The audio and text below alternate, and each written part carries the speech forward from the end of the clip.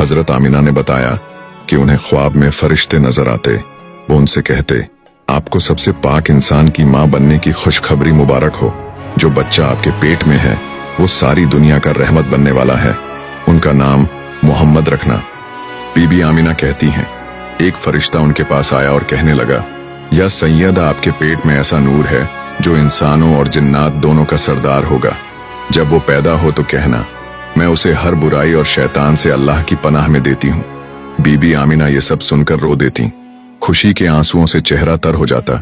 उनके दिल में एहसास होता कि उनका घराना अब सिर्फ उनका न रहेगा बल्कि सारी दुनिया का हो जाएगा। एक और अजीब मोजज़ा ये था कि उनके पेट में मौजूद नूर की वजह से बीबी आमिना को जो ख्वाब आते वो सब सच्चे साबित होते। वो देखती कि आसमान पर सितारे झुक झुक कर उन्हें सलाम कर रहे हैं। वो देखती कि उनके आसपास का माहौल बदल गया है और जब सुबह उठती तो उनका दिल तसल्ली से भर जाता। रिवायतों में ये भी आता है कि उस वक्त हजरत आमिना जहां जाती वहां लोग कहते कि तुम्हारे चेहरे पर एक अजीब सा नूर है। उनकी आंखों की चमक और उनके चेहरे का सुकून सबको हैरान करता। कुछ औरतें उनसे पूछती, क्या तुम बीमार हो? तुम्हारे चेहरे पर तो ऐसी रोशनियां हैं जो हमने कभी न देखी। आमिना मुस्कुरा देती, मगर अपने दिल में जानती थीं कि ये नूर उनके पेट की अमानत है। उन दिनों मक्का की औरतें अक्सर काबे में रखे बुतों के सामने जाती। कोई अपने बच्चे की सलामती मांगती तो कोई अपने घर के खाने पीने का सामान, कोई अपनी मुसीबत सुनाती तो कोई अपनी ख्वाहिश। लेकिन बुत अब भी वैसे ही खामोश खड़े रहते। न कोई आवाज, न कोई जवाब। साल दर साल यही मंजर दोहराया जाता रहा। अरब के लोग दिल ही दिल में इन बुतों की खामोशी से तंग आ चुके थे। उन्हें महसूस होने लगा था कि ये पत्थर के बनाए हुए देवता न उनकी सुनते हैं न उनकी मदद करते हैं। दिलों में कहीं न कहीं एक कसक थी, अब किसी रहनुमा की जरूरत है। कोई ऐसा जो उन्हें सच्चाई दिखाए, इंसानियत का रास्ता बताए और हक से रूबरू करवाए। मगर ये आसान न था। सदियों से जमी हुई आदतें, पुरखों से मिली रिवायतें और इन बुतों से जुड़ा अंधा यकीन, सबके सामने अचानक किसी नजर न आने वाले खुदा की दावत रखना मानो पहाड़ हिलाने जैसा था। लेकिन हजरत आमिना को अब उन बुतों की तरफ झुकने की जरूरत महसूस न होती। उनके दिल में आता कि जिस खुदा ने मुझे ये नूर दिया है वही मेरा मददगार है। वो किसी बुत के सामने नहीं गई। इतना ही नहीं, उनकी रातें भी ताबनाक हो गईं। वो रात को महसूस करती कि कोई फरिश्ता उनकी निगहबानी कर रहा है। कभी कोई आवाज आती, आपके पेट में सारी दुनिया का सरदार है।